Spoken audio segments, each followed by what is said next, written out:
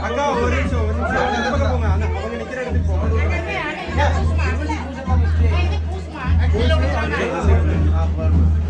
அக்கா இங்க பாருங்க. அக்கா இங்க வச்சுட்டு இங்க பாருங்க.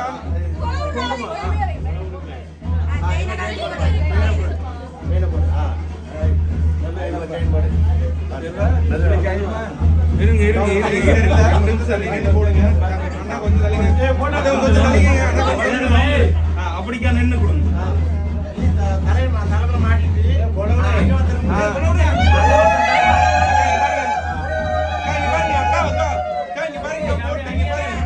கை வச்சுக்கீங்க பாருங்க.